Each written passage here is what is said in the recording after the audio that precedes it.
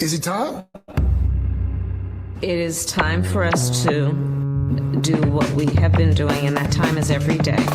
We'll know in a very short period of time, but it looks like it could be something that will be not good. Believe me, not good. I see issue with that. And again, hey. You're not going to be able to insult your way to the presidency. That's not going to happen. I don't know who created Pokemon Go, but I'm trying to figure out how we get them to have Pokemon go to the polls. I'm Ted Cruz, and my pronoun is kiss my ass. So when you think about it, there is great significance to the passage of time in terms of what we need to do to lay these wires, what we need to do to create these jobs.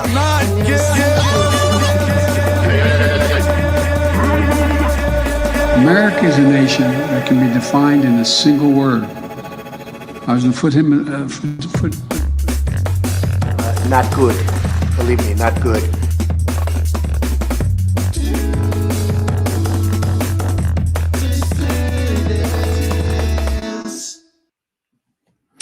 Hello, dissidents. Welcome, one and all, to a special Wednesday evening edition, a rare edition of the Do Dissidents podcast. Keaton Weiss here with Russell Dobular. Of course, he's got to unmute your microphone. Hello. Right. Beautiful.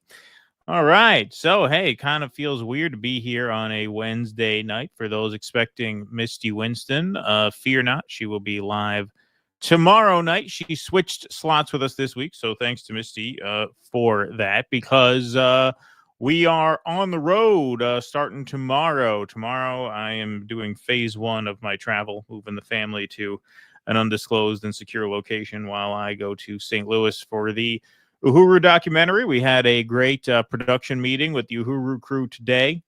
Met some great people for the first time. We had met a bunch of them before, but we met some more today. So that is coming together very nicely. We are excited about that. So begins a bit of a chaotic week for the podcast. I did not know until that meeting there's a Track Patty Hearst app. Yeah, right. Yeah, there you go. Yeah, exactly. Yeah. So you learn something every day.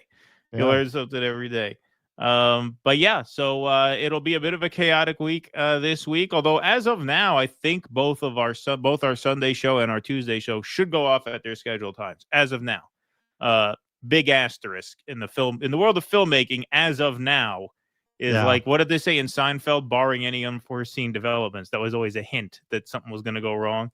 Whenever a character said, barring any unforeseen developments, I think this should be fine. That was always a hint that something was going to go haywire. But as of now, it looks like we will be live on Sunday at 7 Eastern and Tuesday at 2 or 3 Eastern, depending on how the day shapes up. So make sure you're subscribed to our Substack. That's our newsletter. That's free. You'll get an alert a couple hours in advance of when we go live. But really comes in handy on weeks like this where we are on a modified schedule. And the shows will be a little slimmer this week too. Because we are going to be making a movie, so we're not going to have time to prep the full 8-segment shows. But we should have content for you from the road too. So in addition to some segments, we'll be giving you some St. Louis footage. So yeah, things should be fun. Things should be a grand old time. We're going to meet some of you guys out there, so that'll be fun.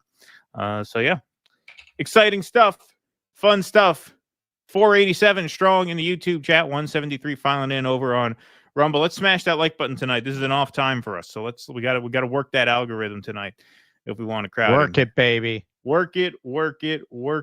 Smash that like button, as they say in the business. All right, why don't we jump right on in, folks? So hey, remember? Oops, what the hell happened? Oh, there we go. Okay. All right. So folks, you remember way back in early July, maybe it was July 4th, maybe it was the Independence Day spirit that caught hold of Elon, but fresh off of his feud with Donald Trump, he announced on a whim the America Party, and very quickly a new handle was born, News America Party, a commentary account on X. And this video went viral, a commercial for Elon Musk's new third party, which was going to rock the nation. We are going to make the future good. Here is the that's a great slogan for the America Party. We will make the future good. That's a good counter to Make America Great Again. Just make the future good. That's it. Ironically, a lot of the footage from this ad is from Elon's moments on the campaign trail for Donald Trump. So that's kind of weird, right? You know. Well, there's a splinter group with the slogan "Make America More Better," right? Yeah, make America more better again. That's right. Yeah, that's right. So first, the trip down memory lane. Victory feels like. Yeah! Elon Musk saying he has formed a new political party called the America Party. The America Party. And this was no ordinary victory. This was a fork in the road of human civilization. We're going to have safe cities, secure borders, sensible spending, basic stuff. I think if you want the future to be good, that's David Bowie. We're going to make the future good. We're going to make it good. Take action to make it good. And it will be. Yeah, it's not just going to be great. Yeah, America is going to reach heights that it has never seen before. The future is going to be amazing. USA! That's the America Party, folks. Yeah, it was weird that cleared copyright. I think it was because there was so much other noise in it. Didn't recognize. I guess. So he released that ad. He released that as an ad. Well, that was the fan account. That was the fan account for the America Party, sense. the News America Party fan account. That's when spirits were good. Yeah. If they retroactively flag that, we'll just edit it out. But it passed for now. So for now, we are good to go on that. But yes, that was then. That was how it started. This is how it's going. Elon Musk pledged to start a political party. He is already pumping the brakes. You know, it's really funny. Like, I noticed like a week ago, you ever have that thing where like, okay, you had something on your mind a while ago and then it kind of slipped your mind for a while and then you think about, oh yeah, I wonder whatever happened with that. I thought to myself a few days ago, whatever happened with Elon's party? Because usually, you announce a party, you then build on it. It requires a lot of guest work. List. Yeah, exactly. Yeah, it does require a lot of work to start a third party. Even if you have a lot of money, you still need to assemble a team of people who want to do it. And it is a lot of man hours. So he's already pumping the brakes. Let's see. Here's a report from the Wall Street Journal. They had the exclusive on this. They've been on fire lately, getting a lot of exclusives from Epstein, from Elon, right? The billionaire Elon Musk is quietly pumping the brakes on his plans to start a political party, according to people with knowledge of his plans. Musk has told allies that he wants to focus his attention on his companies and is reluctant to alienate powerful Republicans by starting a third party that could siphon off GOP voters. Oh, got cold feet. Sheepdog Elon. Sheepdog Elon, as we're going to start calling him. Musk's posture marks a shift from early last month when he said he would form what he called the America Party to represent U.S. voters who are unhappy with the two major political parties. As he has considered launching a party, the Tesla chief executive officer had been focused in part on maintaining ties with Vice President JD Vance. PayPal Mafia sticks together, am I right?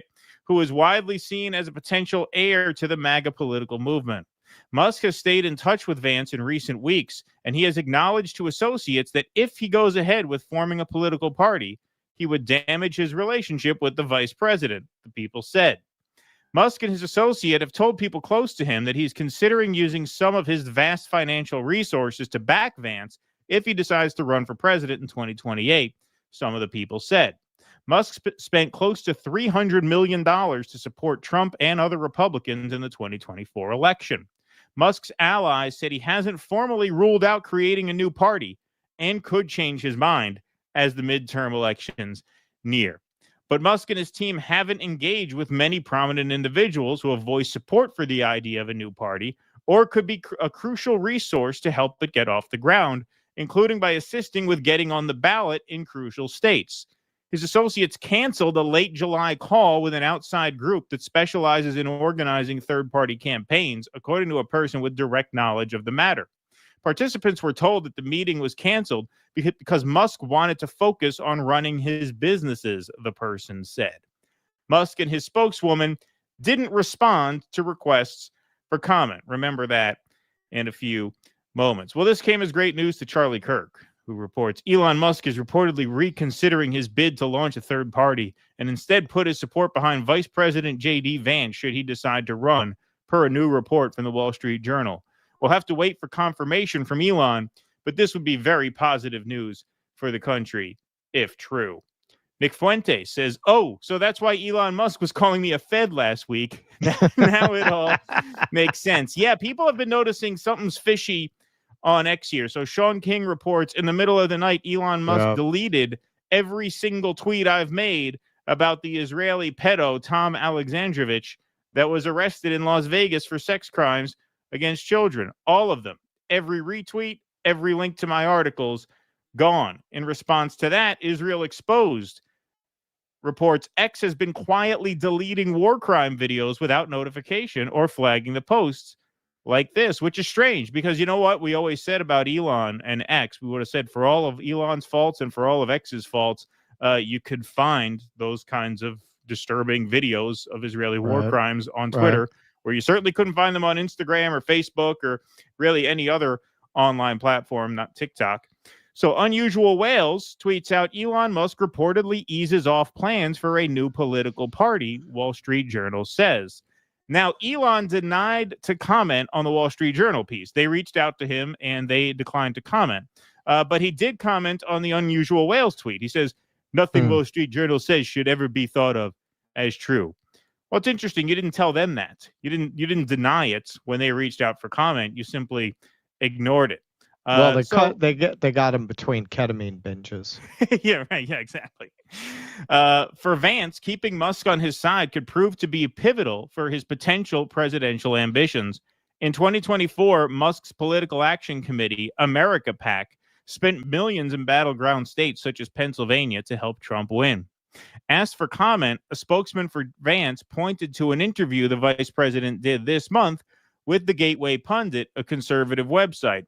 In the interview, Vance said it would be a mistake to break with Trump and the conservative movement.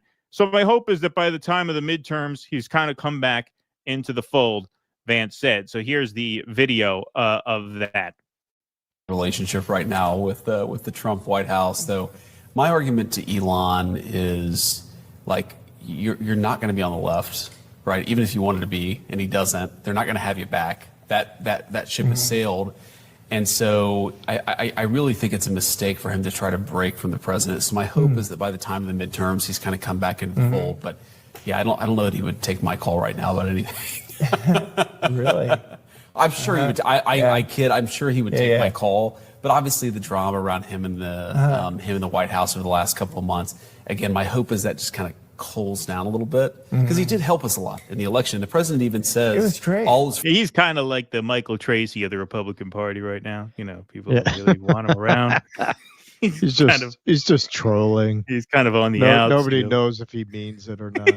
Yeah, right. Exactly. Frustration. Elon was a very, very critical part of the team last election, and so my hope is by the midterms things are kind of back to normal. Right. Yeah.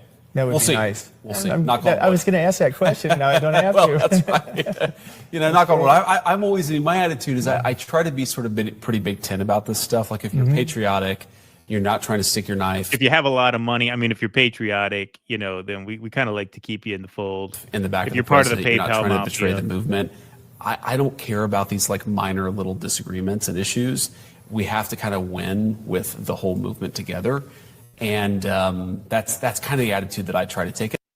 Yeah, and by the whole movement, he of course means the whole PayPal mafia here. Peter Thiel's proteges, a common thread runs through Trump's tech team. Yeah, Vance is integral to this. You can see him on the left side of that diagram. They all flew on the plane. Is that the common thread? That could be a common thread. Who knows? I mean, that very well could be like what do they call them? Like hazing rituals, you know, where you're doing a fraternity, right? You got to do something crazy so they know they can trust you. Yeah, could be. Of course, Peter Thiel, the center of that circle. She told me she was 18, I swear. Yeah, right. Exactly. I mean, you never know. But Vance, we always said, you know, the reason Trump picked Vance is because Vance really is the liaison between this tech world and MAGA, and that played a huge part in Trump's victory. And I think JD Vance is correct to think that he would lean pretty heavy on not just Elon, but on this whole web of people, should he run in 2028. Now, 2028 is light years away. My hunch is that this Republican Party is not going to be very popular by then. But then again, neither will the Democrats. So anything is possible. Anything is possible. They're still less popular than the Republicans. Yeah, exactly. But nonetheless, they win on the generic ballot. The Democrats still win on the generic ballot, even though they're less popular, right? How do you figure that? That's the old roll the dice. Same reason. I mean, Trump had higher negatives than Clinton did in 2016, and he still won because he was, well, at least it's not this. Democrats are going to get the at least it's not this vote in 2026 and probably 2028 as well. The Democrats really, literally at this point, represent absolutely nothing. I can't remember a time when the Democrat Party was as nebulous ideologically as it is now. Like, I can't even say it stands for like neoliberalism. It just stands for not being the Republicans. It's just been boiled down to that raw essence. Yeah, and barely. Because as we'll see in our next story, some Democrats are trying to win over Republican votes to beat progressives.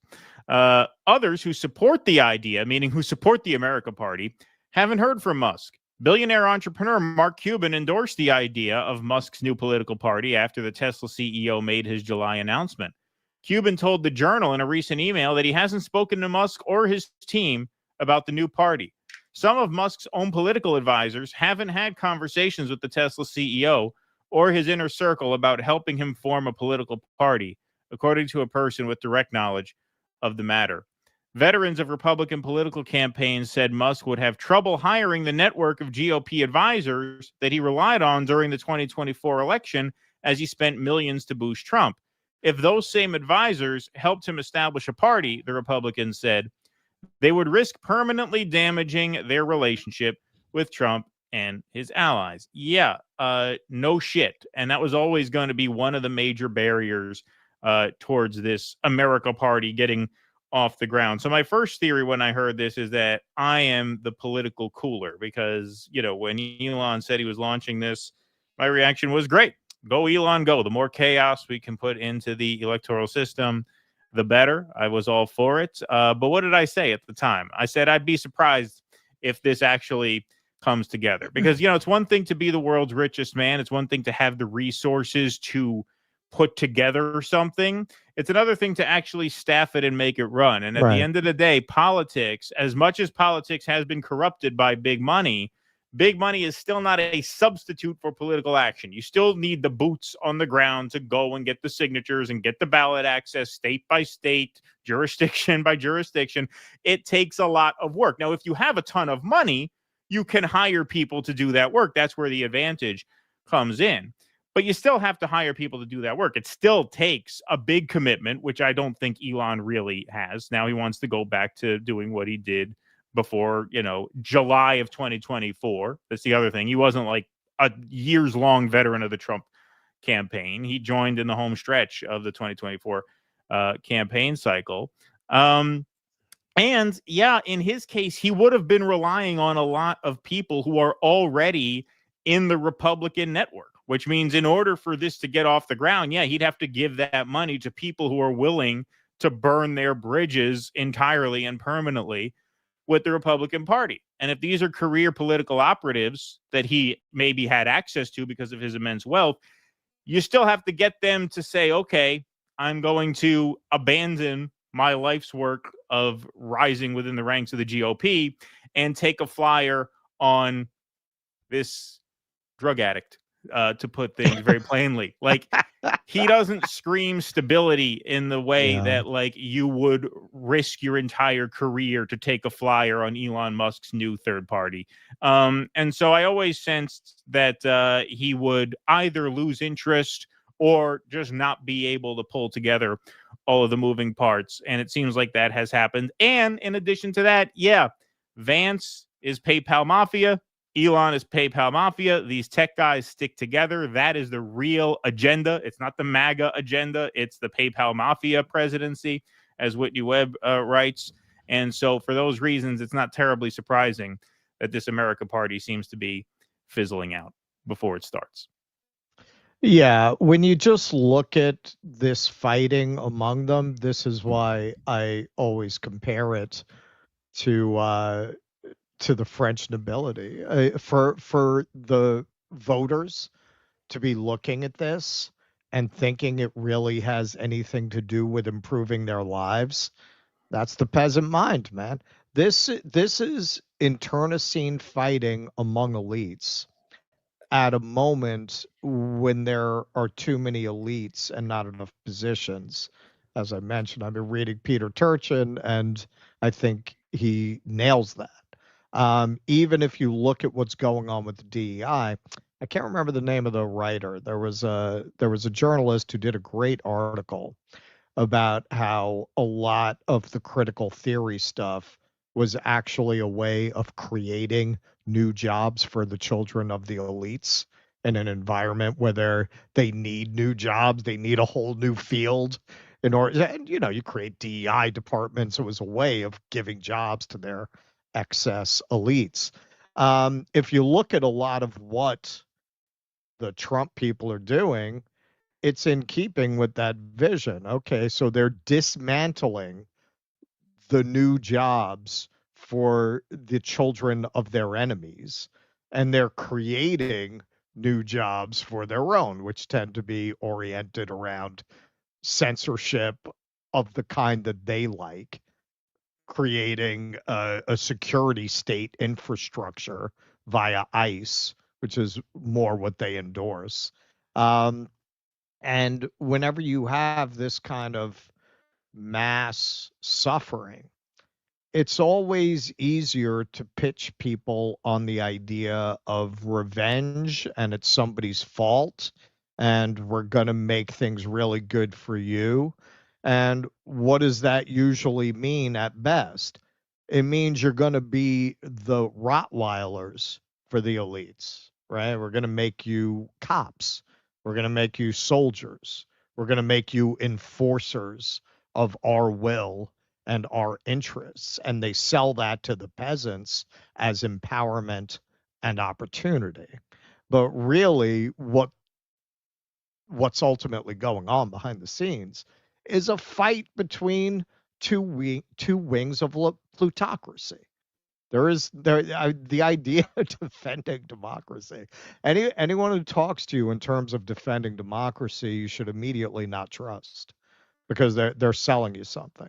There is no democracy. There's nobody who has spent any time studying these questions or swimming in those waters who actually believes we have a democracy. If they tell you they're doing what they're doing for democracy, automatically can dismiss them as a liar and a con artist with an agenda that they need you to support. All right. Oscar Renfields says, thanks, fellas. You haven't checked in on Eagleman. Haven't checked in on Gunther Eagleman. Have we not checked in on him in a while? Nocturnal is he doing Human. okay? Is he doing all right? I hope he's doing all right. Nocturnal Human says, hey, just got a little Iowan knowledge for you. Hay is like grass jerky for farm animals. I realized that in a long drive home from work. You're right. It is like grass jerky. That's a good way of putting it. That is a good way of putting it. Do you live out there, Nocturnal Human? Are you in the heartland? Are you in Iowa? Or did your mind wander and you thought of that? Hillary Hinton says, Wednesday night, DD, weird, but I'll take it. In any event, I take solace in the fact that it's always cocktail hour somewhere in the United States of the Dutch East India Company. Make that film, Dirtbags. That's right. We're doing it. We're doing it. The schedule change. That's right. Absolutely. All right, folks. Quick game break here for a word from one of our dissident sponsors here. The Grifter's Bible is a mind-bending novel by El Shabooms, and it's now a free weekly series on YouTube with a soundtrack by Monumental Sonic Architecture. So follow the First Electric Church of Jesus Christ as they combine the bleeding edge of Black patented neuroscience with the state-of-the-art Michigas to beat the Great Recession. They sell visions of God to the huddled masses of Deep Ellum, Texas, and the money pours in until the local competition, the police, and the U.S. Navy decide to put a stop to it. There's ass whoopings, car chases, and a showdown at high noon on Good Friday in Dodge City. It's sci-fi noir. It's a picaresque thriller. It's a Western from 10 minutes in the future.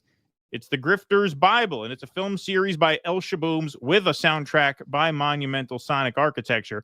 A new episode is posted every Monday at youtube.com/@Shabooms. That's the link right there on the screen. Put that in your URL, smash that subscribe button over there, and tune in every Monday for a new episode. All righty. We will move right on along to some New York City developments. Some folks like to get away. We got to get that sound drop Yeah, it's got to for be a these sound stories. drop. It's got to be a sound drop. Yeah. So this is Jeff Colton from Politico who got the story. I got audio of what Andrew Cuomo at one of his Hamptons fundraisers, and he's counting on Trump and top Republicans to encourage New Yorkers to vote for him and not Adams or Sliwa to stop Zoran Mamdani. This is the article. Publicly, Cuomo, a Democrat and the former governor of New York, has shunned the idea of getting any help from Trump. Cuomo said he'd decline an endorsement and denied a New York Times report that he'd spoken with the president about the race. But Cuomo seemed hopeful for the president's help behind closed doors, speaking to the more Trump-friendly crowd gathered at media mogul Jimmy Finkelstein's home in Southampton, the ultra-wealthy Long Island enclave 80 miles east of New York City. Another co-host of the fundraiser, former New York City Council President Andrew Stein, told the Times he briefed Trump last month on how Cuomo had the best chance to beat Mamdani in the general election. And Trump may be receptive, Stein suggested to the publication. The president's heart is still with New York, and he doesn't want a communist and socialist running the city. Wow. Yeah, man. Yeah. It is a great case of what the great man warned. It's a big club, and you ain't in it. Yep. Right? They're meeting no matter who, right? No matter who. They're meeting at the billionaire hedge fund guy's house. You know, there's a lot of talk about, Mamdani being from a privileged background and a lot of kind of elites voting for him. But that's completely in keeping with what we were talking about in the last segment. Yeah, Zoran Mamdani represents another part of the elite class. That's why people like ourselves, like Nick, keep pointing out, this guy is taking money from super PACs. This guy is in bed with a lot of these same interests. He's taking pictures of Richie Torres. He is not looking to tear down the system. He's trying to make it work better for people from his background because it's not working for those people anymore. And you can't get in that position without appealing to, hey, we'll give you some grocery stores and some food deserts. Right. Like you can't just rely on those people. So this is, I'm just going to go to the transcript because it's pretty interesting in total. The journalist on X released the transcript from the recording. So the donor asks, do you have any short-term or immediate plans to deal with the smorgasbord of other candidates that are, drawing attention and votes away from your candidacy, namely Adams and Sliwa? Cuomo. Yeah, it's really going to be Adams. Yeah, let me address both. Adams is more of a threat than Sliwa. I believe what Andy Stein says is right. Right now he's running, editorial note unclear. It doesn't really get serious until September. I've known Adams a long time. Nobody, neither he nor I, could ever be a spoiler and wind up electing Mamdani. There is no way Adams gets anywhere besides with being a spoiler. 7 points, 8 points, 10 points, 12 points, somewhere in that range. But all he can do is detract from me and help Mamdani. And he won't allow himself to be in that position at the end of the day. But it has to be the end of the day. And right now he's running, he's campaigning, and I'm running and campaigning. Governor Patterson came up with this agreement September 15th. Whatever candidate leads and goes forward, and the other one, donor, did he agree to that? Cuomo. He has not agreed to that. I have agreed to that. He hasn't agreed to it because he's not going to be the stronger candidate September 15th. But de facto, he cannot stay as the spoiler. If that happened, he'd have to move to Florida afterwards, right? Who's ever responsible for Mamdani winning? And he believes Mamdani would be horrendous for the city. And we've had that conversation. And we have to let it play out. But I have no doubt that he will not stay in as a spoiler.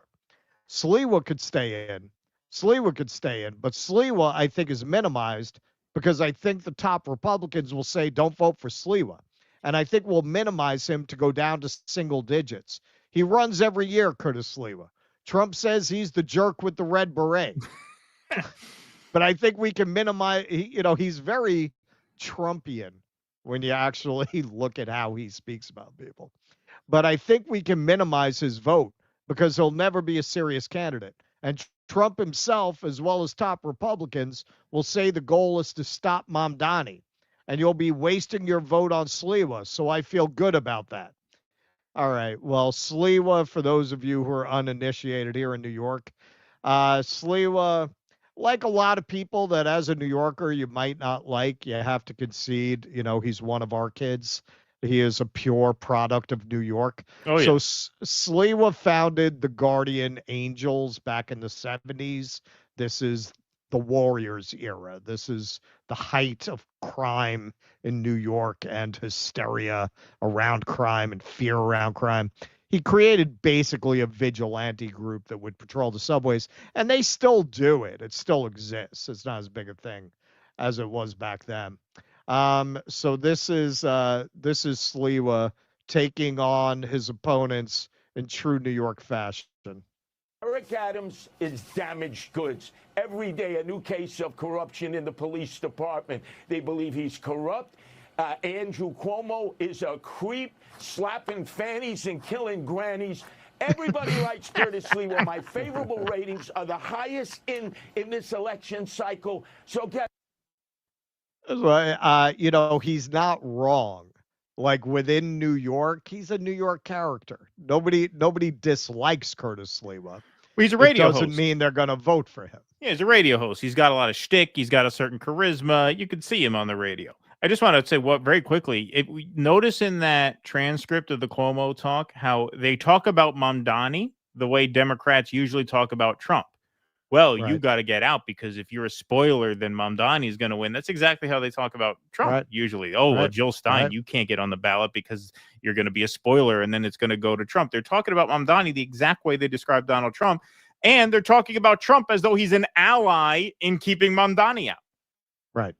And you'll see more of that in the next part. But I also, I don't know these people personally, but sometimes that's better to have a little distance and remove.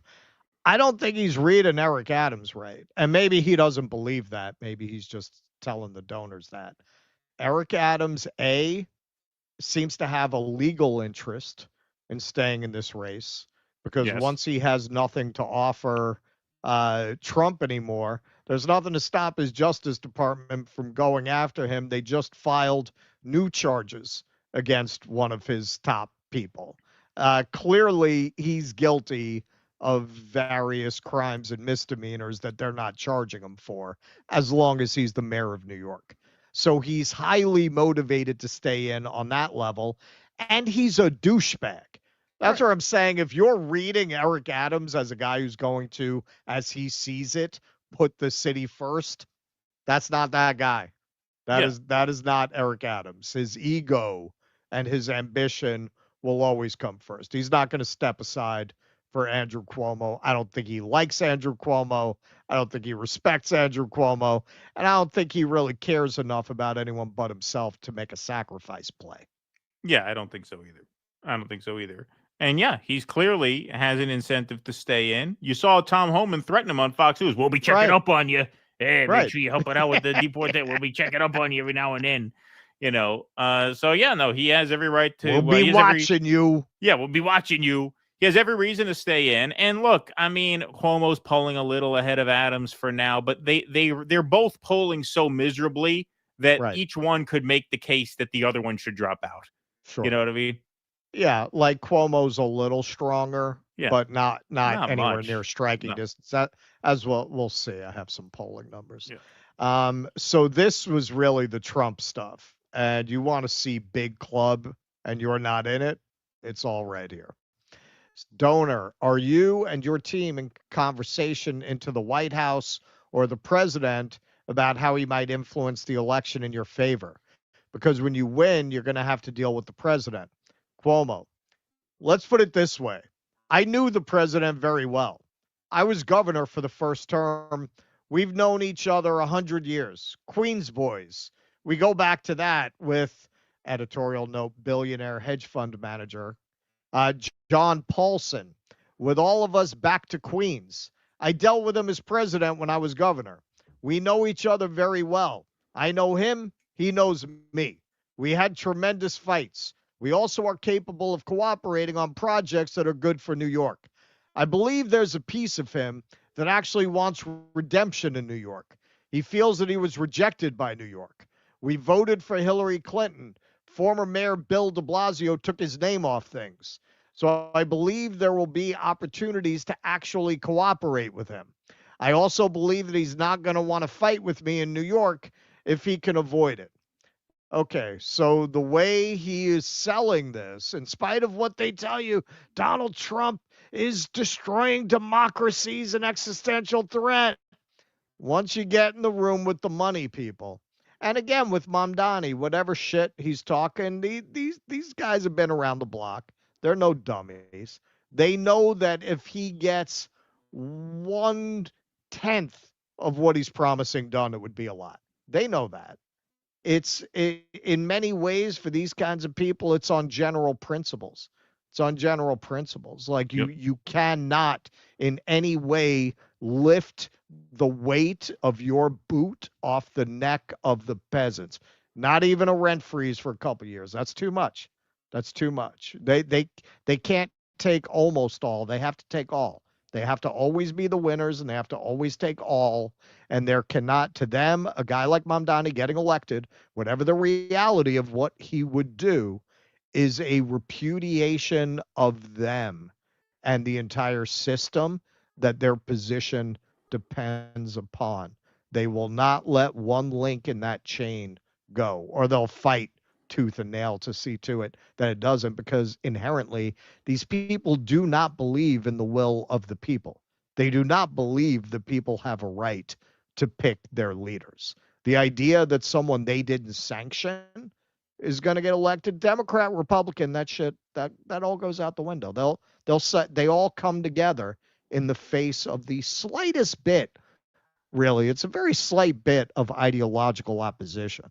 They're not dealing with a Shama who's not going to go and make nice with the business leaders in the room like Mamdani did. They're dealing with a son of privilege who, has signaled he's going to play ball, but he's going to stick to a couple of mild reforms like public grocery stores and food deserts.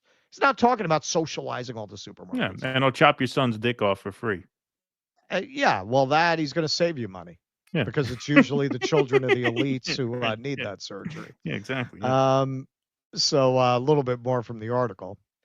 That didn't sit well with Adams, meaning the transcript, who eviscerated Cuomo in a statement as, quote, an embarrassing double-digit loser who couldn't beat a socialist, and his failure created this entire scenario. He should stop lecturing others, drop out of the spotlight, and maybe start by giving his daughter back her apartment, Adams added. In a classic Cuomo scumbag move, he registered his address at being at his daughter's apartment so that he could run. Another attendee at the fundraiser asked Cuomo if it's legal or ethical to offer Eric Adams something to drop out of the race, which prompted laughs from the crowd. Okay, so this is how corrupt the system is. Listen to this. Cuomo kept the laughter going, joking about Stein's reputation after pleading guilty to tax evasion in 2010. It is neither legal nor ethical, Cuomo responded, but Andy is talking to him. Hey, try to shrimp. Yeah. So this is Cuomo's spokesperson, Rich as a party, in Richie response as to a party. Richie as a party, in response to this article. The governor was asked what he heard to be a hypothetical about how it could become a two-person race and was speculating. We're not asking for or expecting help from anyone. He also said the mayor would have to drop out, and the mayor said he wasn't going to. Governor Cuomo is the only chance to beat Mamdani and ensure the greatest city in the world stays the greatest city in the world. No, yeah, it's great. It's got like the highest rent increases in the country. It's got the highest rates of credit card debt. Yeah, no, it's great. It's great if you're a billionaire. It's the greatest city in the country. I'll give him that. Oh yeah. Zoran Mamdani responded to this article. At another Hamptons fundraiser with Republican donors on Saturday, Andrew Cuomo said it plainly. He's expecting Trump's help to defeat us in November. I feel good about that, Cuomo said. New Yorkers won't. So this is a poll that just dropped from the AARP. It's got Zoran Mamdani at 41.8%, Andrew Cuomo at a little over half, 23.4%. Sliwa at 16.5, Eric Adams at 8.8. However, this poll also did test Mamdani against every candidate in a two-person race, and as of now, he would beat by a pretty convincing margin anyone that he might be running against, including Andrew Cuomo. And just to show, unlike a lot of these ballless Democrats, he actually has some game. He's not afraid to go there. This was just today. This dropped right before we went on. Mamdani tells the press that Cuomo is still running because, quote, Andrew Cuomo is someone who doesn't understand that no means no. Good job. Well done, sir. So yeah, Cuomo, this is a sad and deservedly sad twilight to an ugly career. But you actually had some news to break on that score. Yeah, so I mean, I have some interesting developments. Those of you who've been watching the show for a while know that one of a very good friend of mine. I won't say who they are. A very good friend of mine used to work in the Democratic Party. Paid staff for some very, very high profile people who you all know by name. I won't say their name or my friend's name. But they became very bitter about the Democratic Party, and so they left Democratic Party politics, but they still work in the world of like fundraising behind like causes. So now they do like free speech fundraising. And when you're in the fundraising world, even if you're not raising money for candidates anymore, you're still dealing with generally like the same crop of very wealthy people who will sometimes donate to a candidate, sometimes donate to a cause, right? It's a big, rich donor network and circle. And so they told me when I talked to them very recently that according to these donors that they have constant access to, Andrew Cuomo, after he lost the mayoral primary, did not want to run in the general election. According to these people, he was burnt out, he was embarrassed, he was defeated, he was spent, he was over it. He didn't want to put himself through running and most likely losing the general election. But he was persuaded, according to these people, by his big donors to run because the donor class is so desperate to beat Mamdani and felt that he was really the only chance that any of these candidates had, which so far the polling does bear that out. Cuomo is in second, Tisli was third and Adams fourth. They twisted his arm and convinced him to do it. And according to this friend of mine, when your big donors who are like your benefactors and your guardian angels, no pun intended, in life, when they really want you to do something, you're compelled to do it because these are the same rich people who can get your nephew a spot on a board that they don't belong on, or they can, get you a book deal, or they can get you, $100,000 speaking engagements. Like it's important to keep those people happy. And so according to a friend of mine who has, like I said, very constant access to these big donors, Cuomo is only really running as a favor to Right. the ultra wealthy donors who are like, look, just take a shot at it because we just have to do everything we can to stop Mamdani. So even if you're likely to lose, we need you to at least try. And according to my friend, who is a very reliable source of information, that's why he's running. He's not running with the expectation that he's going to win. He doesn't even really want to run. He's doing it because he doesn't want to alienate the people who, can come through for him or come through for his family or friends later in life. That's the way a lot of this Bobby works. Bacala's father. Right, it's Bobby Bacala's father. Yes, exactly. Send the old man in for one more. That is what I'm told is behind the Cuomo run. That his heart really isn't in it. He's doing it because people who make his life a lot easier and probably make him and his friends and his family a lot richer want him to. And to keep things copacetic with them, he's going through the motions of at least trying. That's what I hear. That makes sense at his age with the way he's been publicly degraded. And when you look at the way he ran the campaign up through the primary loss, he did not run like a guy who wanted that job. Right. And now it seems like he got enough shit over the fact that he ran such a lackluster campaign that now, as we demonstrated with the fly like a butterfly, sting like a bee tweet.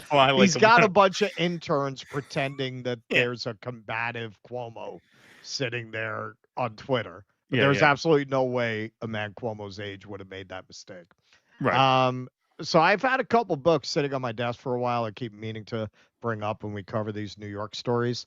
If you want to understand where New York is today and how it got there, I would recommend reading in this order: The Bronx is Burning, which is probably my favorite New York book.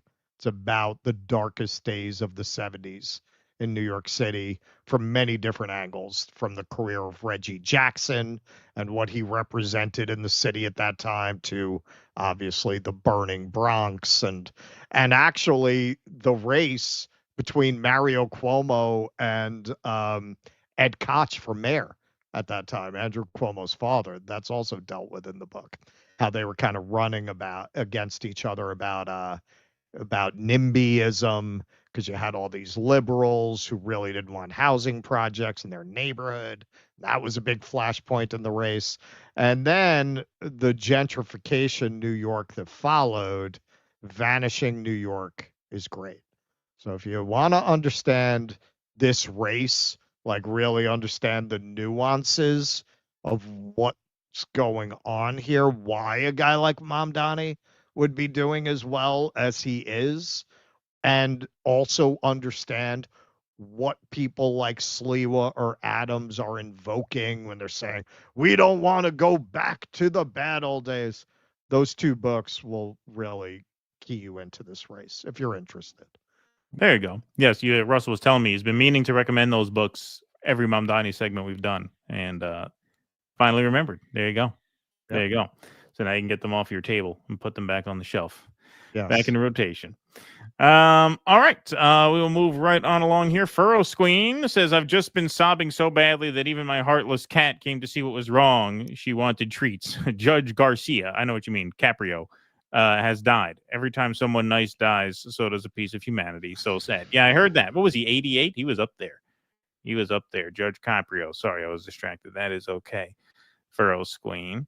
All right. The mystery is solved. Okay, so on YouTube, we got a $19.99 super chat, very generous super chat from Rex Jones. So for those of you in the YouTube chat, that is the son of Alex Jones, who is unironically a fan of our program for whatever reason. But it's great. I mean, I'm very, very flattered and excited that you like the show. And yes, now this solves the mystery. So you Rex sure he's Jones, not trolling? You sure he's not like a fan? Oh no, he's definitely he's a fan. No. I thought at first you might be punking us, but no, this is sincere. So yes, and this solves the mystery because he says, yo, I love you guys.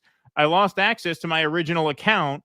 Your original account was Conor McGregor was never my friend. I remember, because remember that guy? Conor McGregor was never my friend would always talk about how he worked at InfoWars and hung around at InfoWars a lot. Right. And so, yeah, it makes sense that would have been Rex Jones' account. And just had to thank you so much for the shout out a couple weeks ago. Of course, our pleasure, man. Been a fan since 5K subs. Wow. So Rex Jones, an Wow. OG dissident. Yo, man, you got to call in to Wow. one of the Q&As. You got to call into one of the Q&As. I'll set you up. I'll send you a link one time. I would love to talk to you face to face. That would be awesome. That'd be awesome. We're not doing one tonight, but maybe on Sunday or something. Send us a DM. I think I follow you. In fact, I'm almost positive I follow you. Yeah, Rex Jones, he got us a bunch of Twitter followers last week. Remember when he said, my two favorite shows are Due Dissidence and Nick Fuentes. Then we had a massive influx of Droiper follows. Shit out of some people. Yeah, right, exactly. But yeah, man, send us a DM. I would love to talk to you. That would be awesome. And thank you for your support. Yes, you are an OG for sure. Thank you, man. Wow, Yeah. 5,000. 5,000. Yep. That's back. He's been around since the Bode bookcases. Yeah, since the Bode bookcases. That's right. John Olmstead, thanks for the $20, says, I have never been to New York. I would like to someday. You both seem to take pride in the city, but I've never heard you praise anything about it. So my question to each of you is, what's your favorite thing about New York City? Oh, man. I mean, wow, man. We always praise the pizza. Well, the pizza. Yeah. But I mean, look, New York City, it's the cultural capital of the world, man. Like it's just got the best of everything.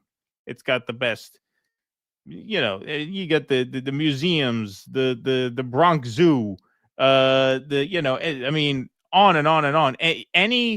You point to any landmark in New York City, and that would be like the crown jewel of any other city, right? Like Radio City Music Hall. You put Radio City Music Hall in any other city in the country, and that is the thing to do in that city, right? And in New York, there's 100 things like that. There's 100 things where if you put that one thing anywhere else, it would be the main attraction. So yeah, that along with, look, I love New Yorkers. I love the culture. It had at one time a great art scene. And it still has an art scene that's like, there's still stuff going on there. It's not what it used to be, but yeah, man, there's a lot to love about New York. Yeah, the answer to that question is kind of wrapped up in why I can't get the fuck out of here. Right. Every job I have, every career I've cultivated, I can't go any place that would be better for me to be than here. And this kind of ties into what Keaton is saying. The reason it makes the most sense for me to stay based in New York now is because I'm doing a politics and culture show. Everything passes through New York. Right. Everything. It reminds me of, I think it was Pericles who made the speech about how all things come through the city. All the things of the earth come through the city. Speaking of Athens, it's like that, man. New York, whether it's politics, whether it's theater, whether it's film, everyone's going to come here at some point and give a lecture or make an appearance or do a book signing or have a panel discussion. Look, the other day I was able to take a train, 10 minutes, go interview Chris Smalls, Medea Benjamin, Carsey Blanton, hear Mahmoud Khalil speak. Where else would I live that I would have such easy access to such a wide variety of experiences? I went to Glengarry Glen Ross a couple of months ago. I met Bill Burr. The whole cast was out there. Like, there's nowhere else you could live where you're going to have that. Now, that having been said, it really depends on what you value. Like, is that what you value? Because there are places that if you value having more chill or having more zen or having more of a community feel, feeling more like you can conceive of the place you live more like a town. Like when I was just up in Buffalo, I felt like, yeah, if you lived here, you'd feel more like you're in a community where like you know people and they know you. Whereas in New York, you're very anonymous doing your freak thing. Right. Although there's still like places like when I was a tour guide in New York, I spent more time in Greenwich Village than I did in my Brooklyn neighborhood. So I was just walking around there all day, every day. And it had a neighborhood feel, man. I got to know the shop owners. They got to know me. I got to, you get to see the same people walking around. Like it still has that stuff, even though the village is not what it used to be. It's still a great area. There's still so much great about New York. Well, that's the thing. It's just not what it used to be. It's just not what it used to be. Like in terms of the arts, it's still a great place to be if, for example, I went to see a London production of The Cherry Orchard that was very critically acclaimed. Right. And so they came and did a run in New York, which productions that are critically acclaimed in London will very often do. We have a production of Oedipus coming here, a modern adaptation that I'm probably going to go see in November when it opens.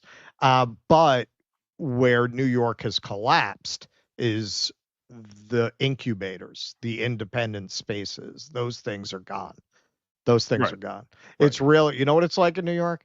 It's the opposite of what happened in media, where the corporate media collapsed and independent media like ours became like the thing. It's Right. the exact opposite. Basically, all the independent arts collapsed in New York because everything you would need to do it became completely unaffordable, principally space to have an arts institution in. But yeah, once you go to the off-Broadway and Broadway level, that's still here. Exactly. All right. We got Nocturnal Human here. Elon treats all of his projects like his kids. Never mind. That's great. Thank you. All right, let's move right on along. Venezuela, as Trump says. Oh, we're doing Venezuela now? Yeah. That's now. Yep. I thought we were. No, I told you it was what did I say? I said it was a sandwich. See, I thought you were talking about like a foursome, really kinky sandwich. No, I meant it's gonna be boy, girl, boy, girl. Rust sandwich on Keaton bread because I'm going first and last, I and you're in the middle. So I'm the bread and you're the meat. You're the roast beef. We're never going to be able to call him Benny in the closet again after that. Yeah, exactly. So Venezuela, if I know our illustrious, hang on, let me set that up again. I forgot to get us to the beginning. It looks like, if how we handled Iran was any indication, we may be about to invade Venezuela, as crazy as that sounds. So this is from CNN. Venezuela mobilizes its militia after U.S. says it's deploying military forces to waters around Latin America.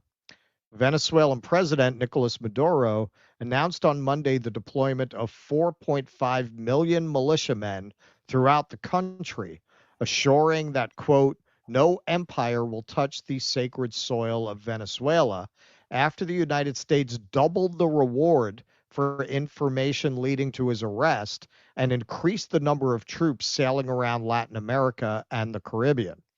Last week, the U.S. government confirmed to CNN that it had ordered naval movements in the region to contain the threat from drug trafficking groups.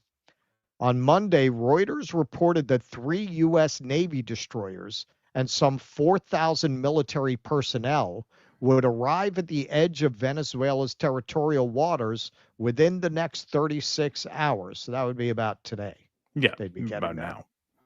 On Tuesday, however, a U.S. Department of Defense official said there are currently no U.S. ships in the area, and nor have these ships received orders to head there. That is what makes me concerned that we're going to invade, because it looks like these reports are true. It's in multiple outlets that we've sent 4,000 military personnel and ships to the region. That's exactly what they did with Iran. Remember, they sent the ships, they sent the troops, and they said, oh, no, we're not doing anything. And then next thing you knew, we were bombing. Venezuelan territory has almost 2,500 miles of coastline. Quote, this week, I am going to activate a special plan to guarantee coverage with more than 4.5 million militiamen throughout the national territory. Militias prepared, activated, and armed, Maduro said during a televised meeting with the country's governors and mayors. The president described the extravagant, bizarre, and outlandish U.S. threats as rotten rehashes without specifying what he was referring to. Quote, we defend our seas, our skies, and our lands. We liberated them. We guard and patrol them. No empire will touch the sacred soil of Venezuela, nor should it touch the sacred soil of South America, he emphasized in his speech. So Washington's favorite sugar baby since Dolly Madison, Carolyn Levitt, was asked about this at the podium. Warships that are being sent to Venezuela, and there's 4,000 Marines on board. Are you looking at possibility of boots on the ground there? What I will say with respect to Venezuela, President Trump has been very clear and consistent. He's prepared to use every element of American power to stop drugs from flooding into our country and to bring those responsible to justice. The Maduro regime is not the legitimate government of Venezuela. It is a narco-terror cartel. In Maduro, it is the view of this administration, is not a legitimate president. He is a fugitive head of this cartel who has been indicted in the United States for trafficking drugs into the country. And with that, I will leave you all, and we will see you later, if not tomorrow, and I look forward to taking more of your questions. Thank you. What the fuck, man? Jesus Christ.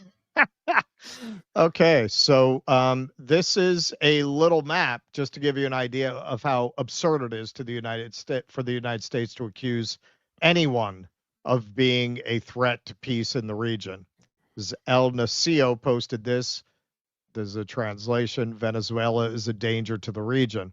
So what this says is the interventions of the United States in Latin America, principal interventions in the 20th century. So if you look at the black spots, that's occupations and deployment of troops, quite a few of those. If you look at the red, lots and lots of those are coups d'etats. The orange are military assistance and support. The yellow is overthrow of the government, and the blue is others. So just a long history in country after country, particularly Panama, Nicaragua, El Salvador, Guatemala, of just constantly interfering in their internal politics. And for us to now be doing this for all of Latin America, even ones that are not friendly with the government of Venezuela, this has very dark overtones, and it calls up that very dark history of U.S. imperial adventures in their countries. Not to mention the fact that the idea that this is about drugs is absurd. Here's Trump himself in 2024 talking about his interests in Venezuela. Buying oil from Venezuela. When I left, Venezuela was ready to collapse. We would have taken it over. We would have gotten all that oil. It would have been right next door. There you go. There you go. Right from the horse's mouth. Mystery solved. Mystery solved. So this is Thomas Keith. So apparently they have, we'll talk about it a little more, a very unique structure to their national defense in Venezuela, where it sounds like what we would call local militias are integrated with the police and with the armed forces as one national defense plan in the event of this kind of an invasion. While U.S. warships edge toward Venezuela's coast, Maduro is in the barrio. No motorcade, no bulletproof glass, face-to-face with the people. At the same time, Caracas has activated 299 new peace quadrants, community circuits where civilians, police, and the military operate as one. This is a neighborhood-to-nation defense grid, part crime prevention, part counterinsurgency, part national mobilization. It means that if the U.S. or any hostile actor tried to destabilize Venezuela through proxy forces, special operations, or street uprisings, they would meet organized resistance in every district. Well, these people know their history of how we like to play. It means that if the U.S. or any hostile actor tried to, here in Spanish, with the people, everything, without the people, nothing, in every neighborhood, a trench, that translates as. So let's take a look. They put out a video of Maduro touring the neighborhoods. Today,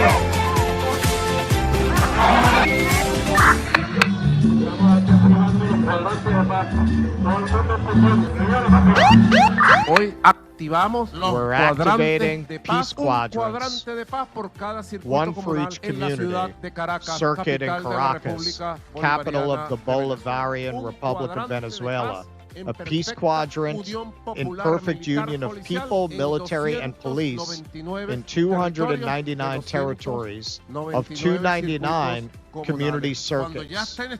Once all 5,336 quadrants are set up with organized communities, police, and military, Venezuela will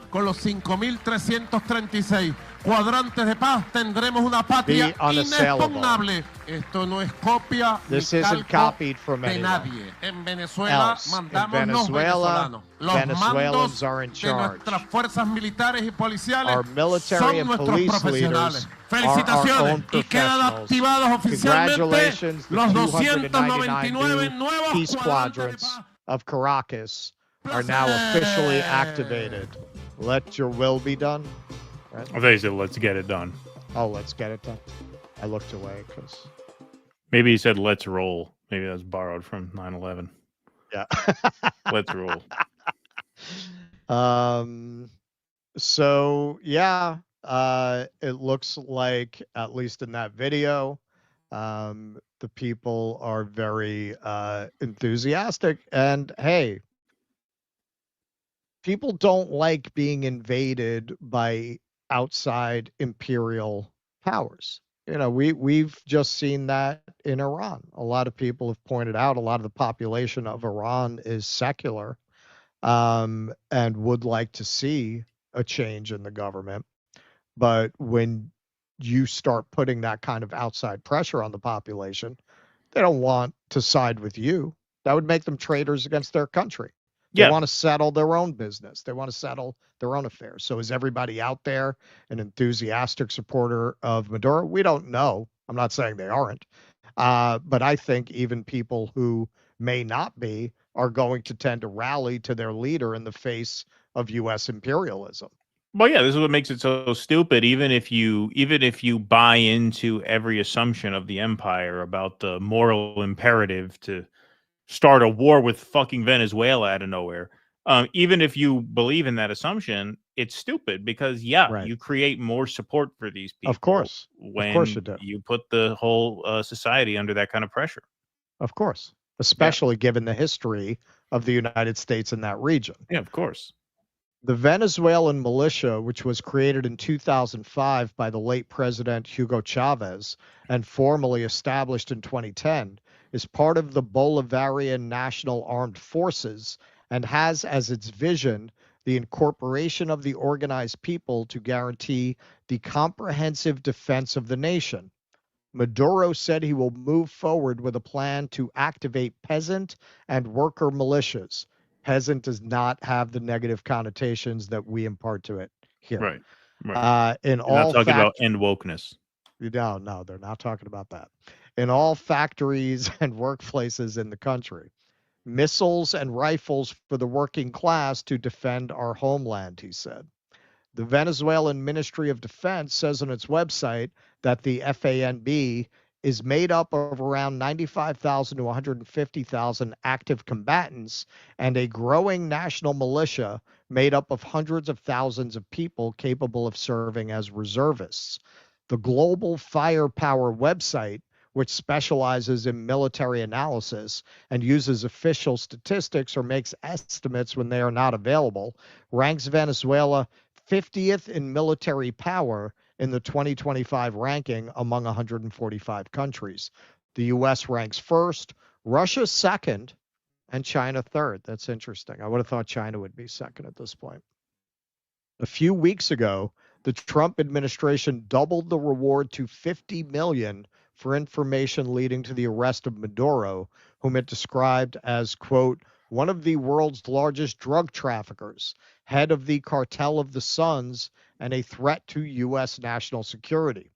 The Venezuelan government and other institutions in the country rejected the announcement, and several Chavista figures have dismissed the allegations.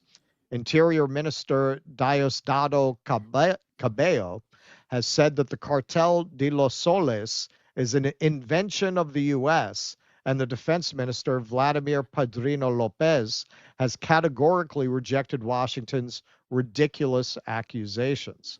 So this is President of Mexico, Claudia Sheinbaum, responding to a question about the U.S. military buildup. Mensaje de México, pues sobre todo para la región latinoamericana. Es el mensaje de What México, is the message pues of sobre todo para la Mexico, región especially for latinoamericana? the Latin American region? Not interventionism. Eso no solamente es That is not only conviction, sino que está en la but it is in the Constitución. A ver si ponen Constitution. los Let's see if you put the creo articles. que es el artículo I think it is 73, Article si mal no me equivoco. 73, if I'm not De mistaken, la Constitución. of the Constitution. 89, perdón, de la 89, sorry, Constitución. of the Constitution. Aquí el abogado nos corrige. Here, the lawyer corrects us. If we intervene in Venezuela, again, a lot of Latin American countries, many of whom do not have warm relations with Venezuela, are going to rally behind Venezuela. So this is a very well-known Mexican TV producer and journalist, Epimenio Ibarra. I hope I'm pronouncing that right. He did a great analysis of basically arguing, well, now they don't have communism as an excuse. They need a new one. Por un cártel de la droga. ¿Van?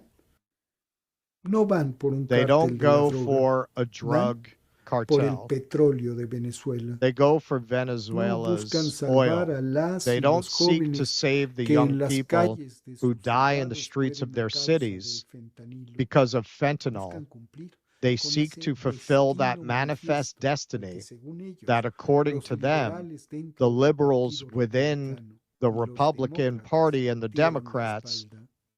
gave. El objetivo The de la objective ultraderecha supremacista of the es supremacist restaurar la far right hegemonía to imperial de restore los the imperial Estados Unidos hegemony en of the América United Latina. States in Latin America. Desde medi- Now that's a very astute observation that he says the Democrats and the liberals within the Republican Party empowered this far right regime to restore U.S. hegemony. That's a very nuanced and incisive understanding of U.S. politics, I'd say. Much better than most American journalists would give you.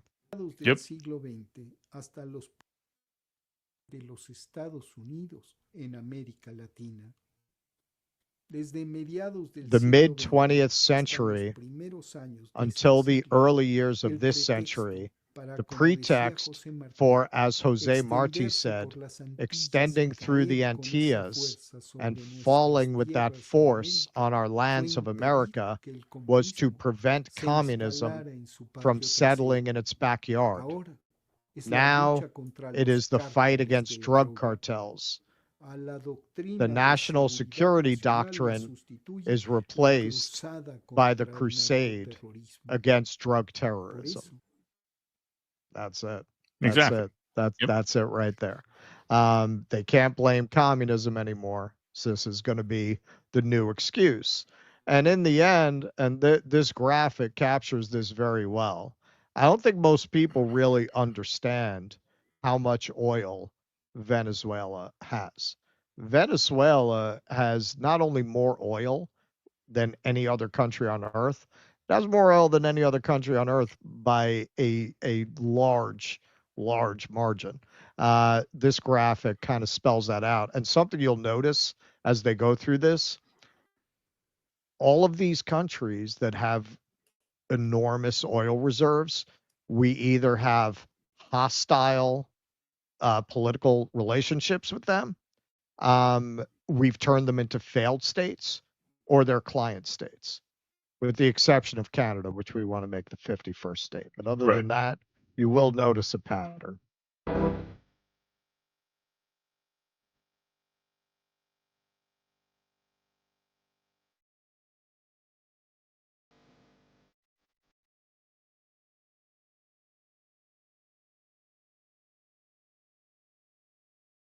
Libya. Yep. Russia, UAE, Kuwait, Somalia. And Somalia, who knew? I did not know Somalia had those kinds of oil reserves. That shouldn't be a poor country. Shouldn't be a poor country reduced to piracy. Iraq. Of course. Can't forget that one. Canada. Yeah, we're getting to them. Iran. Saudi Arabia. Client. Venezuela, baby. Look how much higher that was than Saudi Arabia, even. Than Saudi Arabia. Wow. Look at that. Look at that. That's what this is about. And they're gonna do what they do. It's funny how one of the things that we would consider so loathsome about the modern so-called left or liberals is their obsession with safetyism. You have just as much obsession with safetyism. It's just directed at other things. They manipulate people's fears in exactly the same way, just to different ends, and they use different targets. But they're going to use, oh yeah, fentanyl. How many times now have they? Oh yeah, the big problem of fentanyl coming from Canada. Yeah, that's why we have to tariff Canada. They're just going to invoke crime, and they're going to invoke drugs whenever they want an excuse to execute their agenda, which is essentially to impose U.S. hegemony, not for you, not for your benefit, for the benefit of their criminal class. There was just a story that dropped today. We're only doing 4 stories. We couldn't get to it. Trump has bought $100 million worth of bonds since he became president. Yep. These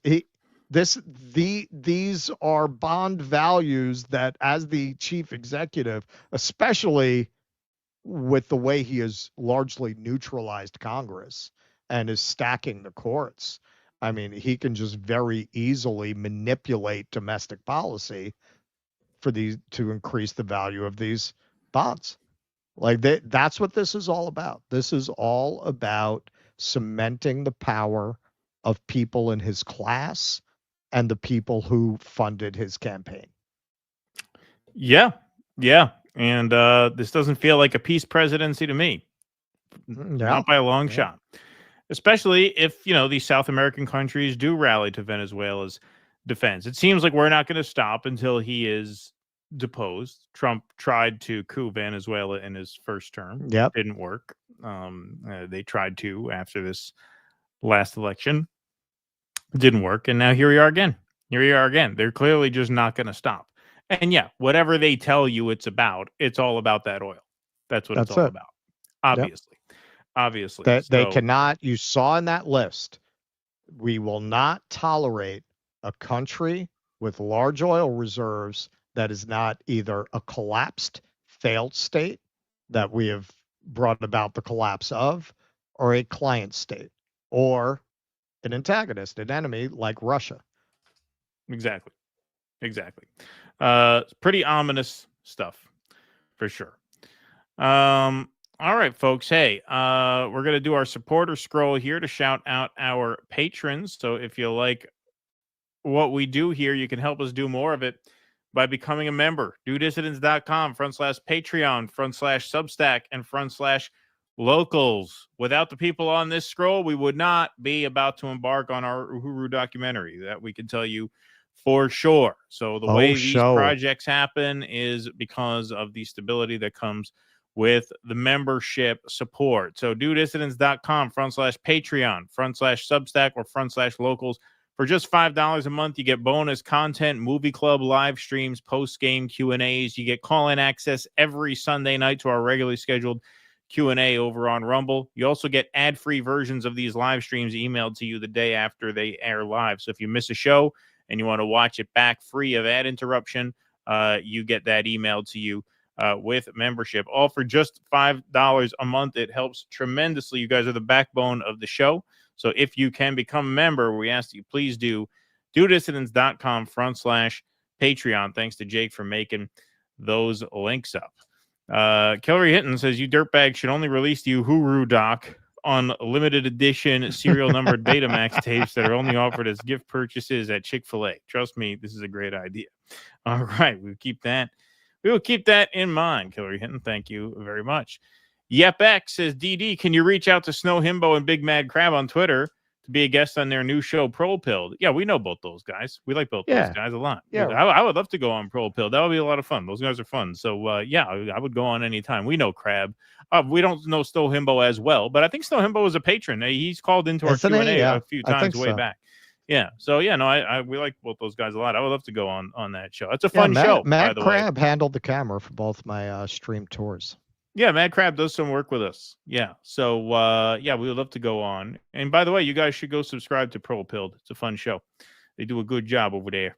What the hell's going on here? There we go. Sorry. That screen sharing is not cooperating. There we go. All right. Beautiful. So, yeah, go and subscribe to Pro Pilled over on YouTube. Give them a bump. Furrow Squeen says, I object to this New York attitude. Clearly, Middlesbrough is the cultural capital of the world. Football, hooliganism, gang crime, and greasy food. Have a word with yourself, Keaton.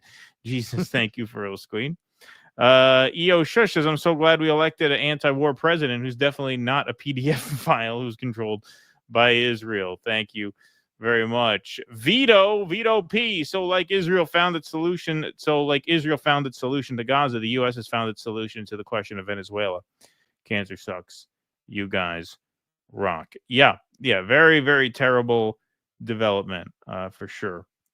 Hey, we're at 571 likes. Do you think we can get to 666 by the end of the show? This is our last segment. Like I said, we're doing shortened shows this week because we got a bunch of other stuff going on. This is it until Sunday, yeah.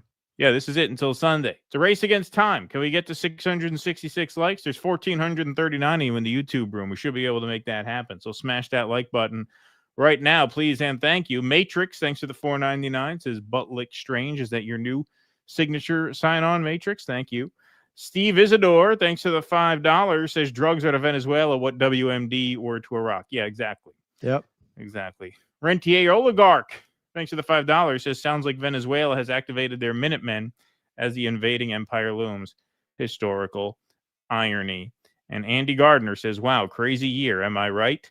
Yeah, I was going to say that as part of the segment. It's a confession to make. I hate to validate, the old media people who in Trump's first term, they would bitch about how exhausted they were when he finally left office. They're like, oh, I can finally breathe again, I have to say, as much as I don't share their politics, now that I have to cover the news every single day that Trump's president again, I do kind of see where they're coming from. It is a lot to keep up with.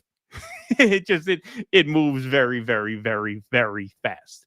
It's every day. Every Biden, day it's like what I would say about Biden, 5 alarm fires. Exactly. What I would say about Biden is he was a lot easier to keep up with. I'll give him that.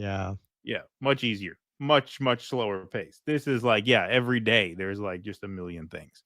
Did he have tapioca pudding today or caramel? Yeah, right. Exactly. That was about the extent of your minute-to-minute coverage with Biden. Oh, wow. Look at that. Just like flipping a switch, you guys, up to 666 likes.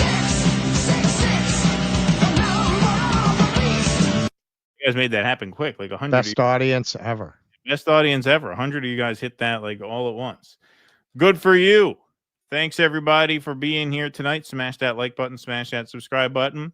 All right, folks. Abbreviated shows this week. So this is our final segment of the evening. And I did want to save this for last because it's a very sad story. And it's kind of hard to, keep going with the show after you do something like this. But Israel, of course, is entering first stage of planned assault on Gaza City.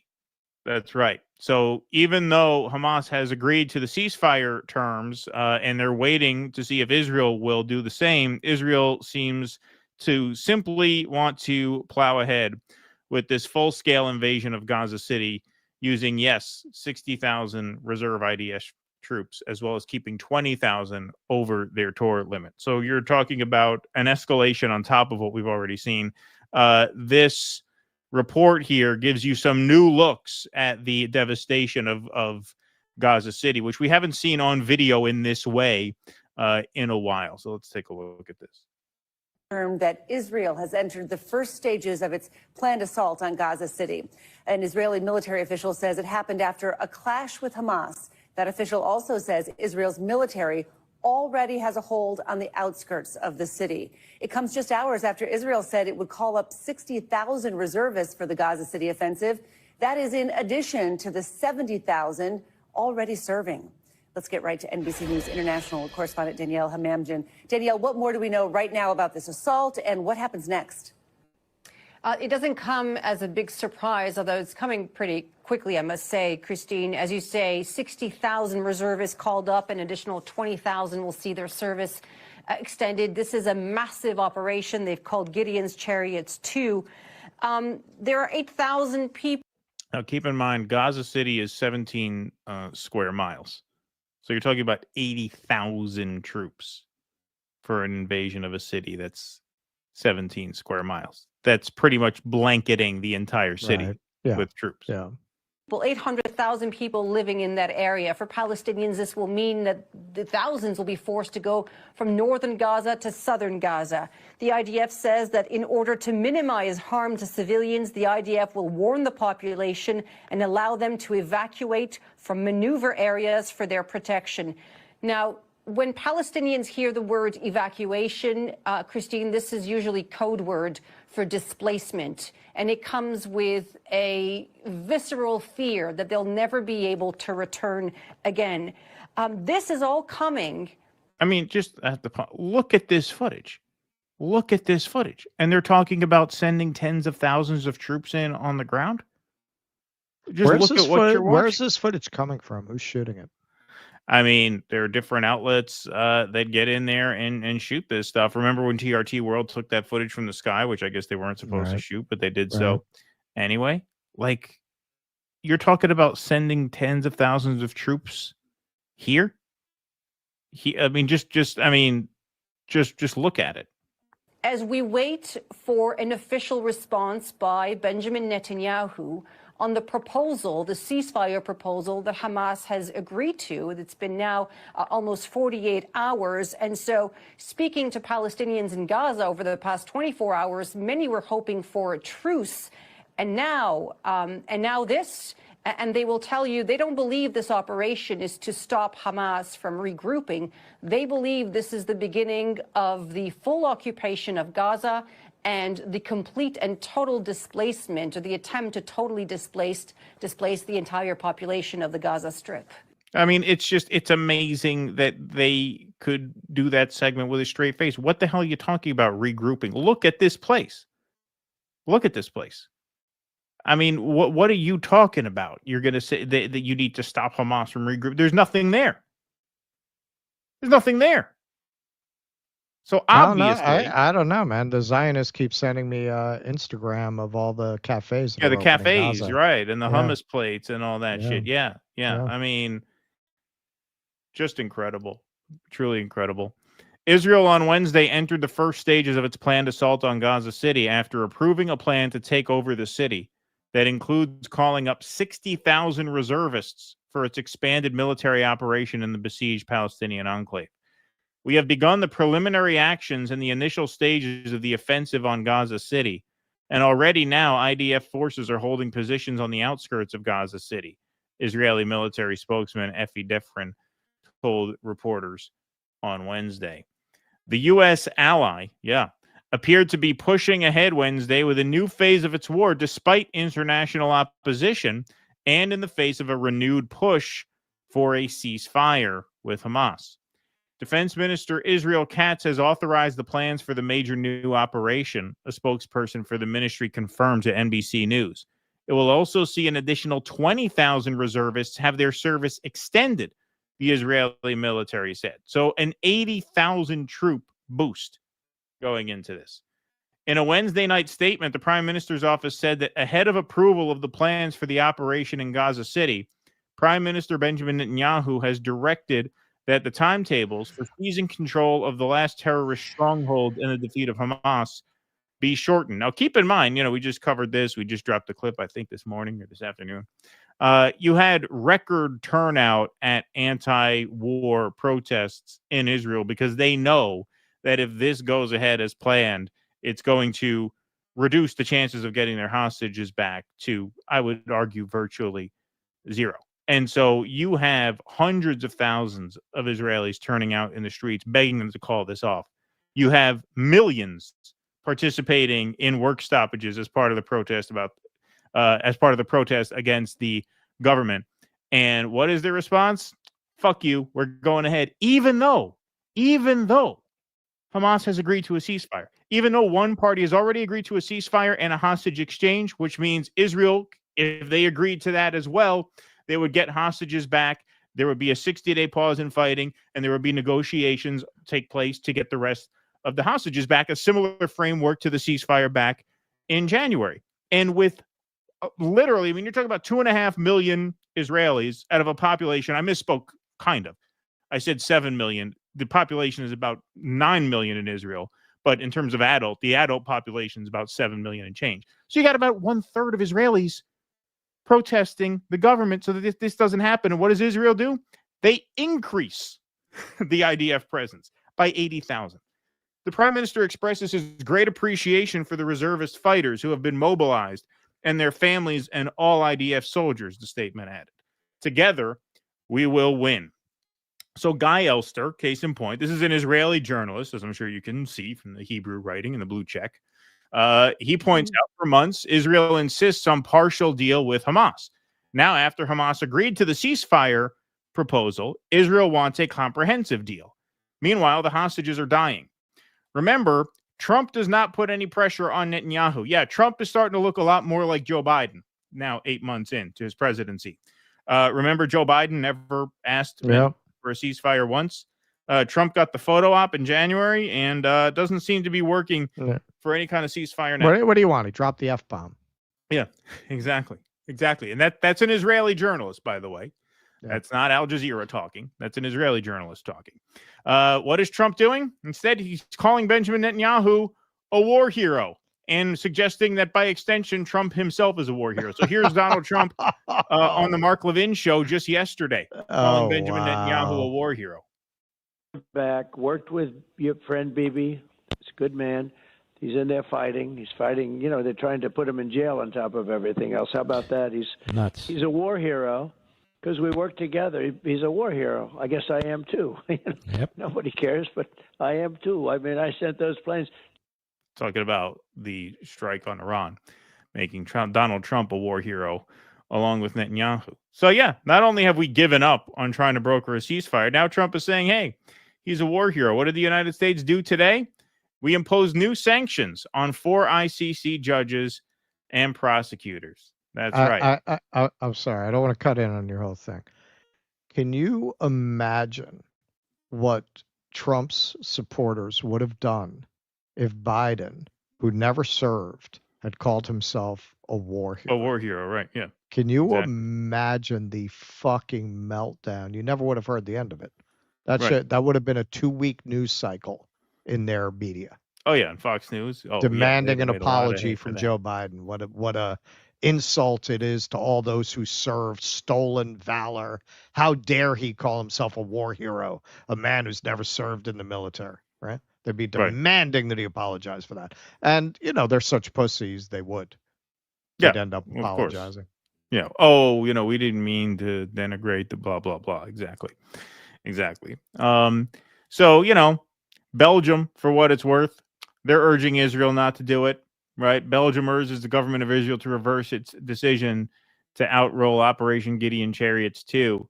The offensive on Gaza will lead to more death, destruction, and mass displacement and will not contribute to the release of the hostages. Yes, obviously. But Belgium doesn't carry much weight, unfortunately.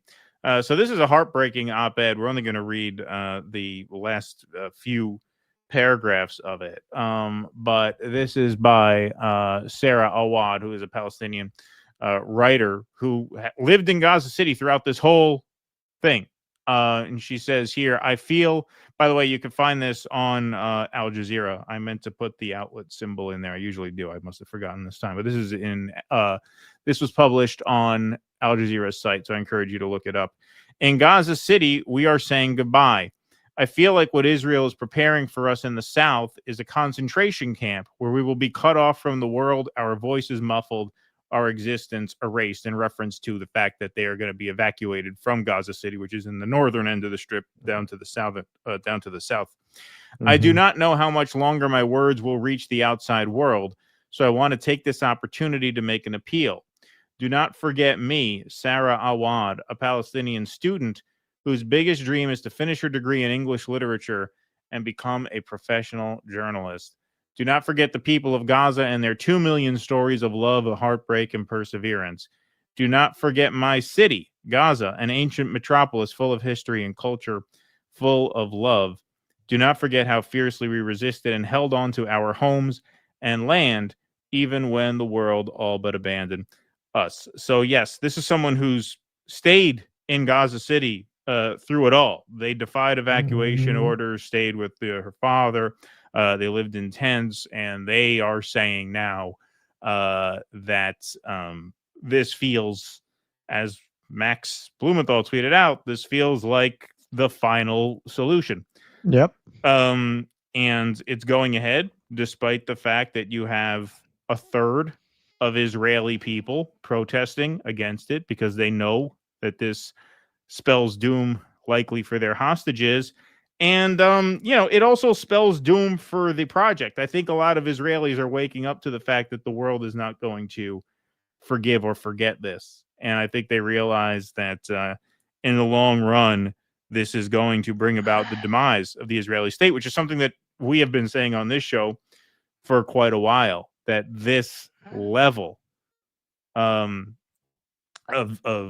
just psychotic bloodlust is unsustainable, because you turn the entire world against you and make yourself a pariah state. But you have a perfect combination of a criminal, Benjamin Netanyahu, and obviously he's a war criminal for everything he's doing. But before October 7th, he was standing trial for corruption charges, which means he is beholden to the right flank of the Israeli government, which is making him even more hawkish than he might otherwise be. That's why I say over and over again, as crazy as it sounds to say, by Israeli standards, Netanyahu is actually a moderate. He's actually not a radical by Israeli standards. But he is beholden to the Smotrich wing, who has articulated exactly this. We covered that in the last show as well. He's articulated exactly this plan for Gaza, and they are just going to go for it, which is another thing that we said. They're going to go. Now is when they feel they have enough wind at their back to just do this and deal with the fallout. And I think a lot of people in Israel are realizing that that fallout is going to be too much for them to take, which is why they're taken to the streets. But guess what? The government doesn't give a shit. They clearly don't give a shit. Their response to that is, you know what? We're going to take 60,000 more of you and force you onto the front lines. And we're going to extend the stays of the 20,000 who are due to come home. So, yeah, it's out of control. It's out of control. And where is the United States? Where is this peace president? Nowhere. He gave up on negotiations a month ago. Now he's calling Netanyahu a war hero on Mark Levin's show. That's where we're at. And himself. Yeah. Peter Boehnert just wrote a book, Being Jewish After the Destruction of Gaza. He was on The Daily Show talking about it. You are starting to get the more aware Jews realizing that they need to separate themselves from the Zionist project quick. I was gonna do a story, maybe I'll do it later in the week, about how hipster bagel shops are becoming big in Tel Aviv.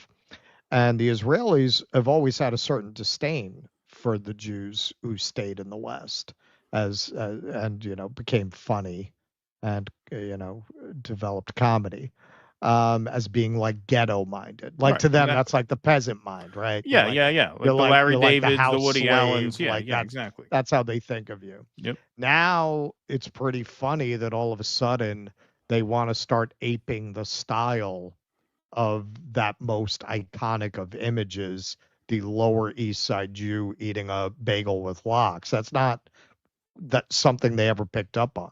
they kind of emphatically rejected those things because they came from the same places, but they made a point of not carrying those things over to Israel, of carving out an identity that was very different, where they're eating Middle Eastern food, where they're eating kind of the local food, really, if you look at Israeli food. Well, yeah, because don't forget, it's their land, right? It's their land, exactly. so of course they eat the bagel. What bagel? We don't falafel know the bagel. Lox? What and- lox? We don't know yeah, lox. right. Yeah. Just leaving all that behind. You are starting to see, I think, in that it's a small thing that tells you a lot about what's going on psychologically with the Israelis right now. They're realizing that the door between them and the rest of the world is getting slammed shut, and they don't want to believe it. So they're trying to create a fantasy for themselves where they're still connected to the diaspora, where they're still connected to those Jews. On the other side, I'm seeing a lot of those kinds of Jews realizing that it's going to be very hard for them going forward to be playing like the hapless Jew having a bagel with a schmear and Right. schmatas and, just being kind of cute and harmless and non-threatening. I saw a Zionist write a thing like very much invoking that. It was very revealing to me, saying, we don't have control over what they do, as if we all have microchips under our yarmulkes in Boca, or we secretly can send out signals when we're getting our bagels with a schmear. Like, that's very revealing that you're trying to invoke the most harmless images of Jews by way of disowning this, even as you support it. There's going to be a reckoning not only for Israel, as you could see from the fact that Beinart wrote a book about this. Yeah, how do you go on? Look, for me and you, we're like Jewish by ancestry. We're not Jewish by practice. Like, there's nothing for us to give up, really. For Jews who practice or are more engaged in that culture, as this culture, as anyone could have warned was going to happen, as we warned from the beginning would happen, as what Israel is doing becomes in the public mind increasingly synonymous with what a Jew is. If you want to continue to identify as being part of that culture, how do you disown it, and how do you convince people that those are two different things? Something that I think we would both argue, should have thought about that a couple years ago, motherfuckers. But you are seeing them starting to think through the implications of that. Well, yeah. I mean, Zionism is poison. It's complete poison. It is a cancer on Judaism, and that's what we've said from the beginning. And unfortunately, I think it is too late. And like I said, I always feel kind of uneasy even talking about it like that, because I don't want to come off as someone whose mission in talking about this is to redeem Judaism. I don't care about Judaism. I'm a secular guy. No. That's not where I'm coming from. That's not where I'm coming from. But I do think a casualty of this, minor by comparison, of course, a casualty of this is, yes, the Jewish tradition. It is going to be stained by this for a very long time. Somebody asked us in the comments section the other day why we still identify as Jewish. I went through a period when I was in college where I wasn't sure how to negotiate that, because there were a lot of because it had a kosher dorm. It had a kosher kitchen on one of the dorms. So you had some hardcore Jews there. And I didn't feel comfortable saying I was Jewish because, I wasn't, right? Like, is it a religion? But at the same time, I didn't want to deny that that's my background. But then it's very awkward to say, my ancestry is Jewish. It's very right. How do you say, yes, that is my ancestry, but I'm not personally connected to it theologically or frankly, even really culturally? I haven't spent time with Jews since they kicked me out of Hebrew school, man. I've spent a lot more time with Italian and Irish people. So, but how do you you don't want to deny, like, I mean, I don't feel any need to be like, no, I'm not one of them. Like, yeah, like that's my family history, but at the same time, it feels false to say I'm Jewish because I'm not in that way. So like, Yeah. how do you express that? I've never really figured that out. Yeah, I So mean, to that's why me, after a while I just started saying I'm Jewish. Like it's easier. yeah, I mean, to me, it's a nice way for me to say that I'm funnier than you, right? Right. I'm Well, funny. that's You the know, I'm thing. funnier than Right. you. I'm Jewish, Right. right? Exactly. I don't have to be so on the nose about it, right? I mean, can you just- can't pull that card when you're with Irish or black people, Right. but with everybody because else, they're you can. funny too. But with everybody Yeah. else, you can. Yes, yeah, exactly. With everybody else, I would say we can. All right. Hey, before we go, folks, I do want to just give a plug to one of our dissident sponsors here, John Koa, of course. You can check him out, dudissidents.com/Koa. That's a link to all his socials. He's got a new single out off his new album. It's called Just a Little Off the Rails. John's been advertising with us for a while now, and this is the latest track from his upcoming album. So the core of these songs were the rhythm tracks from a collection of live acoustic performances between 2017 and 2020.